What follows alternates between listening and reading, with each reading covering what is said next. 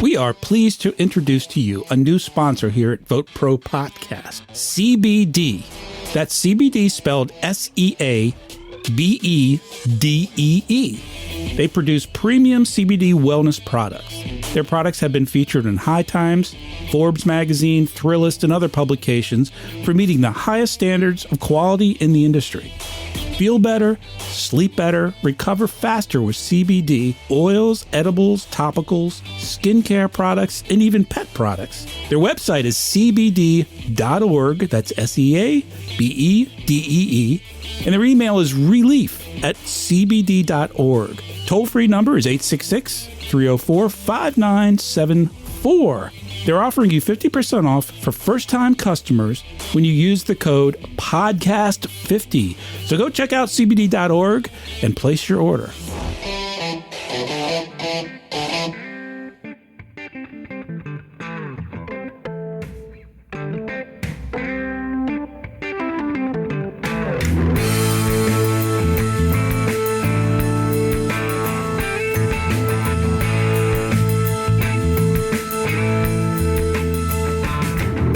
Welcome to VoteProPot-Cast, the award-winning cannabis news podcast brought to you by VoteProPot.com. Here are your hosts, Phil Adams, Jay Britton, and Andrew McCreadies.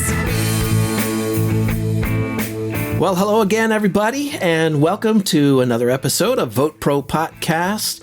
We're awfully glad to have you with us today, and today is a very special podcast because we are very pleased to have as our guest Kim Stuck, one of the nation's top experts in the field of cannabis regulatory compliance. And she's here to tell us all just what that means and what it means for folks in the industry, because it is monumentally important. She's now the founder and CEO of Allay Consulting. Please help me welcome Kim Stuck. Did I pronounce your name right, Kim? I just want to make sure. Yeah, you did. You actually pronounced it perfectly. It's exactly how it's spelled. Okay, I wasn't sure. I like to get people's names right. No, you're great. And you said the company name right, which most people get wrong. So nice work. Well done, Phil, for once. even a broken clock, right? Nah, I gotta write this down to make note of it. Put it on the calendar. So, Kim, first of all, why don't you give us a little rundown about how you got started in this? You were once on the regulatory side of things, correct? Yeah. So I originally, in my career, I was a wholesale food and restaurant health inspector. Okay. Public health investigator was the title that I had in Denver, Colorado. I know it sounds so official. And so, during the time that I was there as a wholesale food manufacturing regulator, cannabis became legal in 2014. It was actually 2013 that it actually got passed, I believe, for adult use. Mm-hmm. But licenses hadn't been issued yet and all of that. So we had a little bit of time to get some stuff together. And, everybody kind of in the government at that time was looking at each other like, we didn't think that was going to pass. Now what do we do? And who's going to regulate this? And so they gave that to our department. At the health department in Denver. Public health inspections was the actual, the department that took it on. And that's what I worked for. Yeah. So we all didn't know anything about cannabis. I grew up in Colorado and as you must have known something about cannabis. Yes, I knew enough. Come on. But, I didn't know all the ins and outs. I didn't understand extraction. I didn't understand how to grow a plant. Right. Didn't know anything about, making that, scaling that and doing a legal business. So it was a huge learning curve. And I went after it with gusto. I loved the cannabis industry. It was brand new. It was fun. I wanted to learn something new. It's pretty exciting, I guess, right? To be on that kind of cutting edge. Yeah. Unbelievably exciting for a regulator, because regulators don't get a lot of excitement. No, I wouldn't think so. No. So it was like, oh my gosh. And it was historic, Right. It was like, Absolutely. Wow, this is the first time a regulator has had to do something completely new in probably a long time. Yeah. So I was really stoked about it. And not everybody was very stoked about it because it was a lot of work. Right. But I went after it, and my team was just absolutely amazing there. And so I learned a lot from the industry. They were like, okay, get in there. Now you got to regulate these places. So you went from being an inspector. Okay, so you're walking into a grow op or looking for violations, that kind of thing, to actually working for that. And that must have been a weird transition. I mean, when you transitioned into being a consultant, you went from sort of being the bad guy to the good guy, didn't you? In a way, I mean, was that a weird transition? Well, you went from the government side to the client side. Right. Same thing. That's what I was saying. Which happens all the time. It happens all the time. Yeah. But yes, it was very, very strange. So one thing about the cannabis industry is there isn't a lot of trust because, most of the people in the cannabis industry came from the black market. They had to deal with a lot of sketchy situations. They couldn't trust people. And so that kind of carried over. And even to this day, I kind of feel that with people. It takes, once you're in the circle of trust, you're good. But can you give us an example of how that played out? Like where an old line black marketeer is finally legitimate, but he's still acting like a black marketeer? Well, I don't think that they still necessarily act like a legacy market, thing.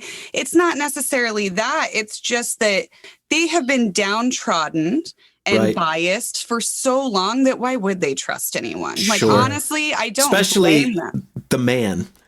Right. And I was the man. You were the man. For years. You're not a man, but you were the man. Right. Exactly.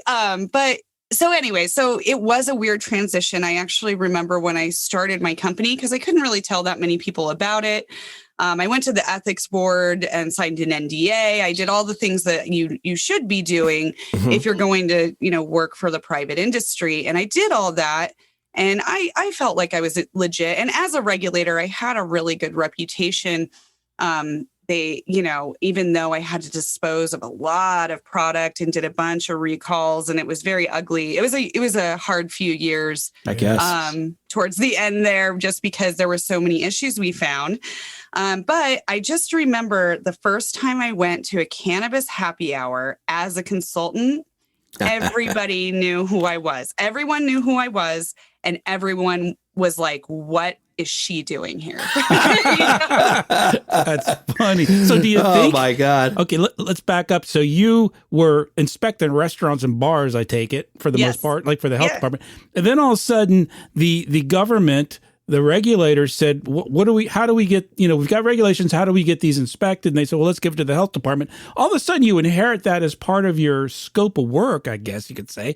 So do you think if that hadn't happened, you would still be in the cannabis industry like you are now? I actually think that I've thought about this several times, actually. I actually think that I would have, only because it is bound to happen. I really love the industry, and I have a lot of friends that outside of the health department that have offered me jobs just simply because of my work ethic and dedication. And I think eventually it would have happened, but it probably would have happened later in my life. And I'm really happy that it happened now, just because it, I don't know. I have a lot of, I believe in fate a little bit, I think. Sure. Right place, right time. And it just so happened. I mean, I remember the first time I was in a grow and the first time I was in an extraction lab. And it was almost like things just clicked. Like I was like, man, at the end of my day, my first day doing cannabis stuff, I was like, this is where I'm supposed to be. This is what I'm supposed to be doing. I can It's a nice feeling, isn't it? Yes. That's great. Thankfully, it all worked out. But, I'm very thankful to the health department. I'm thankful to all of the amazing companies that helped me with my education and helped me really figure out the industry as well as I have. But I actually do believe that I would have ended up in it, but it would probably have been a little later in life. And I probably would have done the health department thing for quite a while because I did actually really like that job. So, So last year we had Steve Fox on as a guest. Did you ever work with Steve? Now he was the fellow who did a lot of he's a lobbyist now, but he's an attorney who wrote a lot of the Colorado adult use legislation. Did you have occasion to work with Steve at all? So I do know who he is, but we actually didn't work together because when legislation is very different than regulation. Oh, yeah. So he really put together the framework, right? Okay. And then there's usually a committee of a mix of people. So, people from industry, lawyers, accountants, those kinds of people, experts, scientists that get together and actually write the regulations after a bill is passed. So I have not worked directly with him. I think I've met him face to face before. But we never worked hand in hand, but I'm so thankful that everything worked out the way it did. So while you were in Colorado, on the regulator side, do you feel that you had a hand in regulations are kind of a fluid thing, it seems to me. And, were you able to influence some of the formation of some of them? Oh, most definitely. In fact, even in other states when I was a regulator. So, when we were there, we didn't have a set of regulations. So we actually had to take already existing regulations in wholesale food manufacturing and restaurant, health inspections, and then apply that to the cannabis space. So when we were in facilities, we would break down the processes that we were seeing, find where critical control points were happening in that process, and then, demand regulations or, demand processes based on the risks of those processes. So it was really, really interesting. It was a whole new learning experience. We ran into so many different things that I was like, whoa. You guys are doing this? Okay, there needs to be some things in place so that this is safe. And then we would change the regulations based on that, or require certain things, including shelf stability approvals and things that don't exist in other places.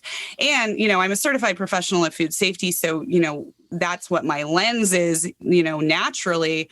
But, cannabis is very, very different than any other industry that's existed. There's a lot of food safety issues that exist in cannabis that do not exist anywhere else. And that was what was so shocking to me. Because in my head, I was like, oh, it's the same as all wholesale food. This is going to be fine. No worries, we got this. And then when we dug into it, we went, holy cow, mycotoxins and heavy metals and pesticides that we never thought about. Oops.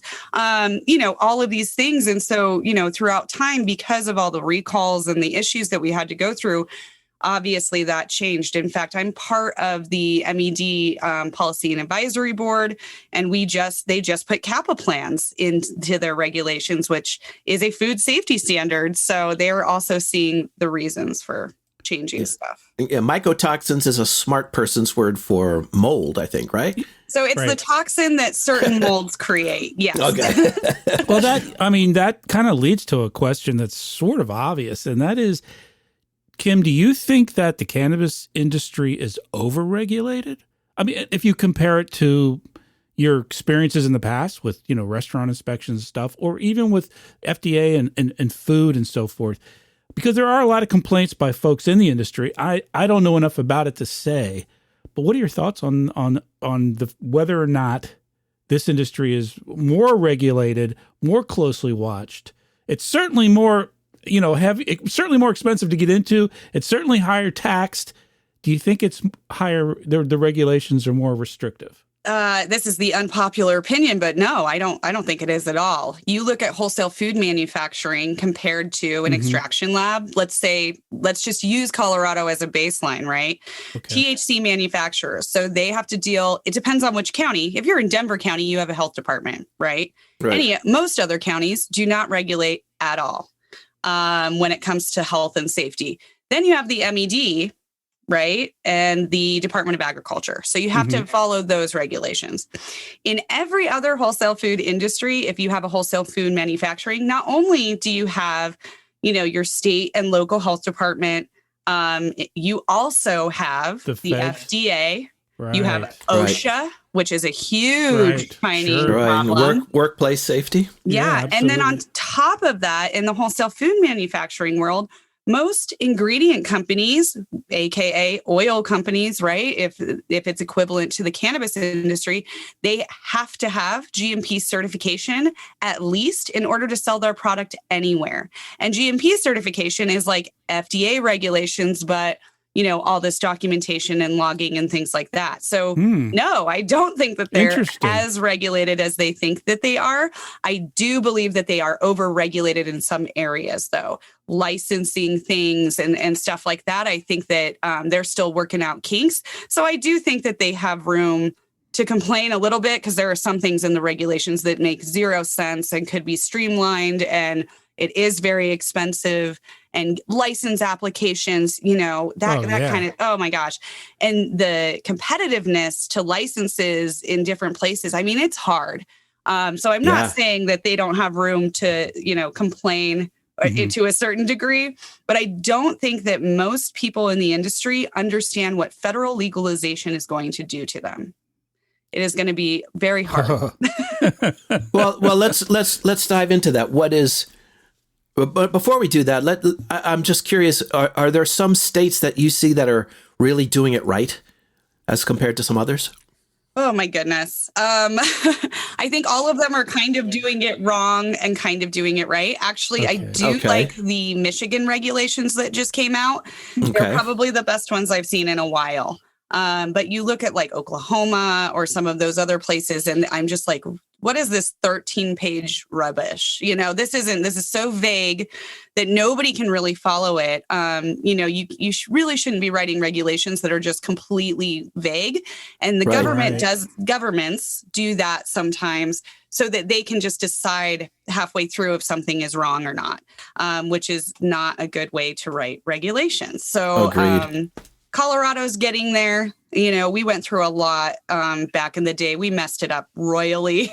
And now we're fixing it or trying to. And the problem with regulations is my opinion is very different than other people's opinions. No matter what, it's kind of subjective. What I think should be in regulations, other people are like, no, we don't need that. And then so there are probably as many opinions about regulation as there are regulators. Exactly. If not more. Yeah. If not more, because everybody's got a lot of them. Yeah. So, I think everybody's getting it right and getting it wrong. And getting it wrong. But that's federalism, which is a good thing.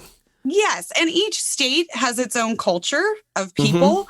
So you have to also take that into consideration as well. Some of the regulations in Colorado are not going to work in South Carolina or Michigan or, so it's, it kind of all depends. But I think we're slowly working on it. Every state is slowly working on it. Okay. Now I want to get back to real quick before Jay has one queued up, I'm sure. You were talking about people don't know what they're in for once federal prohibition is lifted. What kinds of things are we looking at? So this is essentially why I have a business. Most of the regulations that our company works with are those higher level regulations. Obviously, state regulations are very important. We know them very well. We can do audits to that. We can help you write SOPs. We can, walk you through the regulations and answer questions and help you with licensing and floor plans and all of that. But our biggest reason for existing, and most of our clients are actually looking at that long term. They're thinking eventually this is going to be federally legal. I want to be ready for it. And I also want to be ready for things like international sales. They're not. So they are really great companies that really want to do the right thing. They want a food safety plan in place because they also don't want to poison anybody, which is great. So we really focus on FDA, OSHA. We deal with International Fire Code. We do GMP certification, ISO 9001, ISO 22000. We do like organic certification, those kinds of higher level compliances than just the state regulatory body. And yes, they are in for a whole lot, mostly a bunch of food safety stuff and worker safety stuff. And they are the highest fining departments in the United States because if you're endangering consumers, you're in trouble. If you're endangering workers, you're in trouble. And so those are, those standards, it's hard. I mean, to go through a whole list would take, days. But, it's what we got to be aware of. People in the industry complained about, the regulations changing and the difficulties and so forth in their state. You've really made me think about that. What happens, which it's coming, it's around the corner. This becomes federally legal and you have, transportation across state lines and all that stuff. Boy, you're going to be so busy. You're going to have offices in every state. You're going to have hundreds of employees, man. Well, we hope. That's not a problem, is it? Okay, here's one for you. That's a problem you want to have. That's a problem you want to have. Tell us some horror stories. All the times you spent inspecting, grow ops in the early days and, dispensaries, but, processing plants. Jay's going to drop in some ominous music. Yeah, right here, man. So has anything weird, scary, or dangerous happened to you in those inspections? Oh my gosh. All the time. So, awesome. I mean, So I've disposed of a lot of product. We'll just say that much. Back when I was an investigator, the black market was still going strong. And so there were times that I would accidentally go into a grow that was not a legal grow. It was unlicensed on accident, but it was maybe in the same building. So I have definitely been shot at before. Whoa! I wasn't thinking that. I wasn't even expecting that. Yeah, no, Man. They actually what the hell? Bulletproof vest to the cannabis team when I was there. And you are my hero, Kim. Now. Holy crap! You're badass. Seriously. It was more, I don't think that they were meaning to hurt me, but they just were scaring me. No, they're just shooting a gun at you. It worked pretty well. Wow, no kidding. Yeah. Oh, yeah. There was some really weird stuff going on. There's been a lot of gross stuff that I've seen. In fact, I'm very, very picky on any cannabis that I consume because of all the craziness I've seen.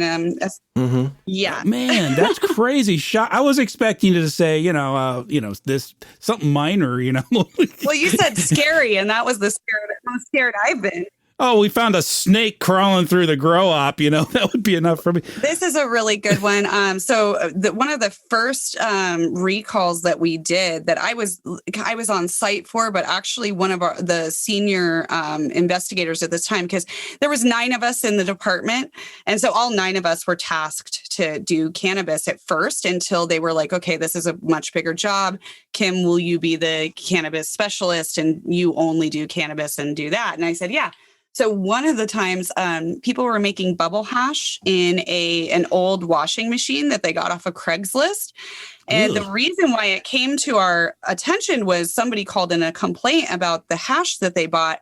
It had rust chunks in it and had dog hair in the actual hash.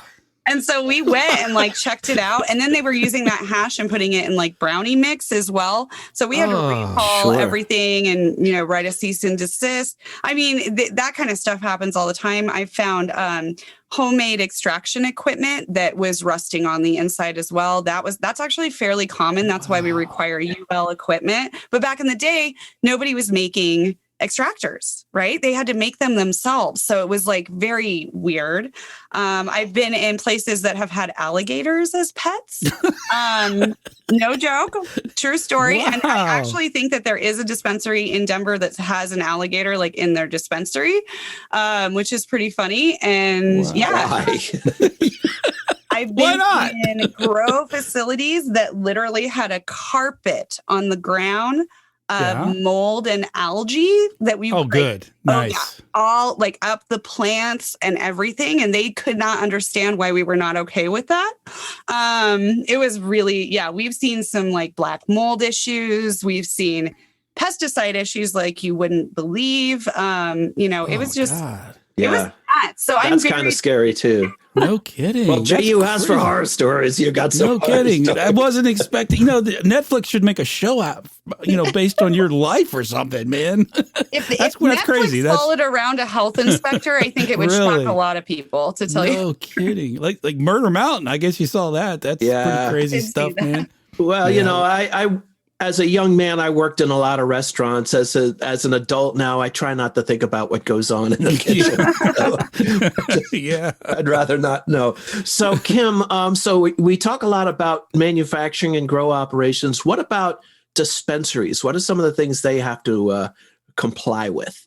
So really, they will have to comply with the state regulations. There are health departments at a local level that do come in. So we did used to inspect dispensaries, but mainly we would come in, make sure that they weren't selling any items that weren't licensed items.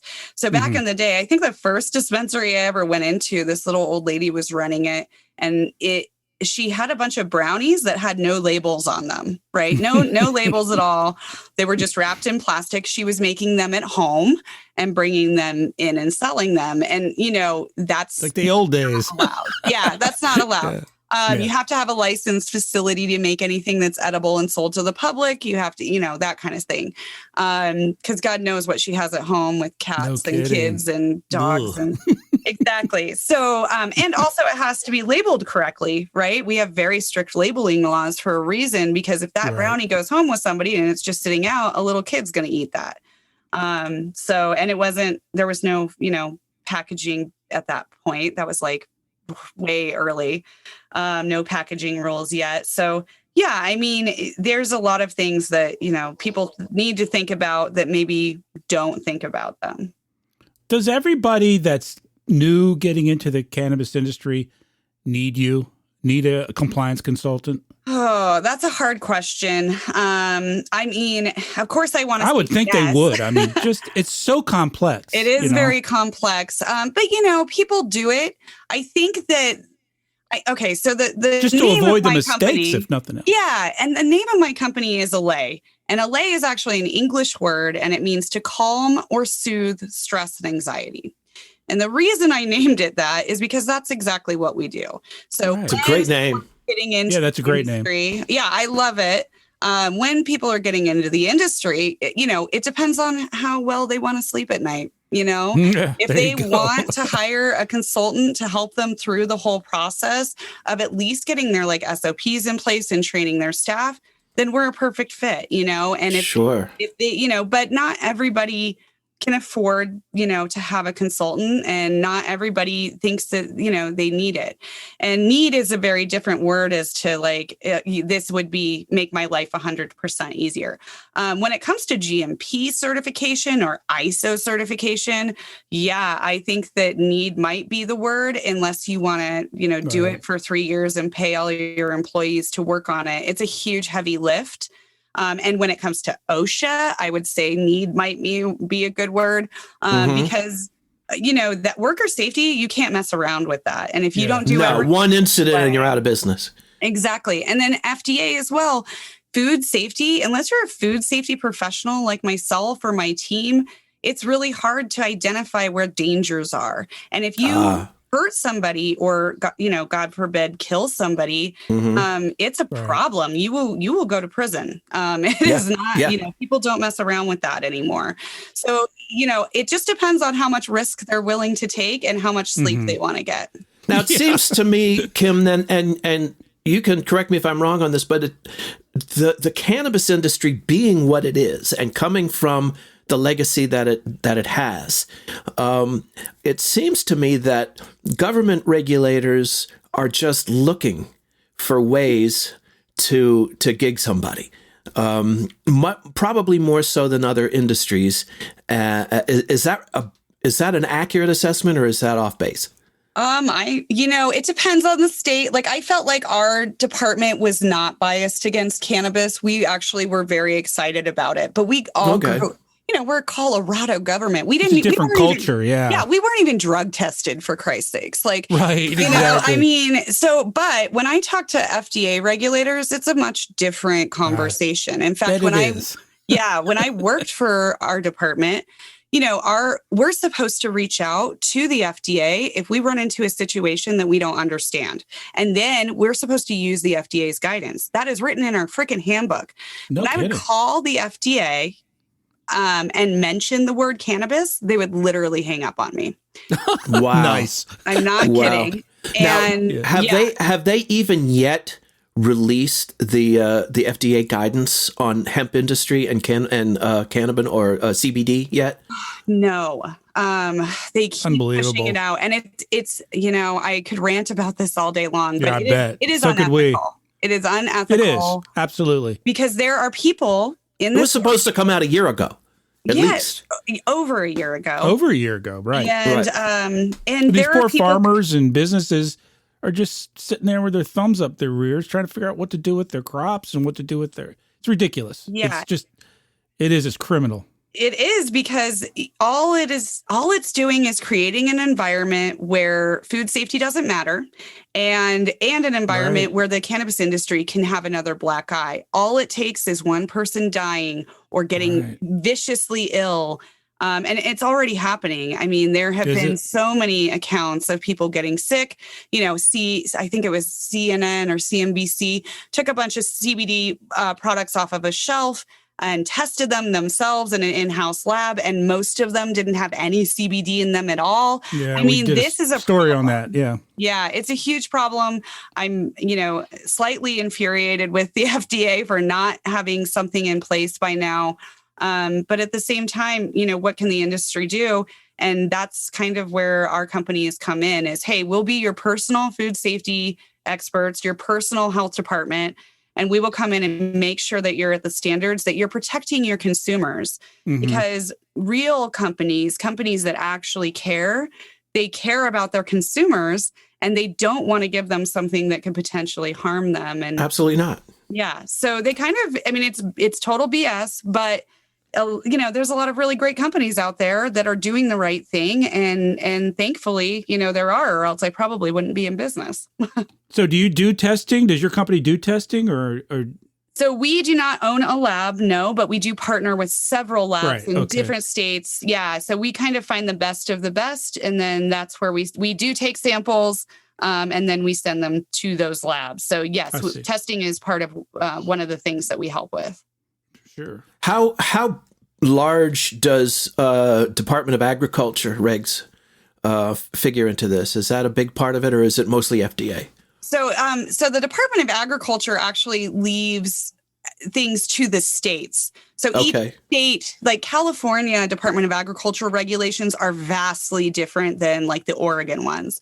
Yeah. And that's kind of the way that the federal government left it. There is kind of an overarching Department of Agriculture, but it's, that's the USDA. Right. So the USDA kind of runs all of that stuff. They deal with organic certifications and things like that.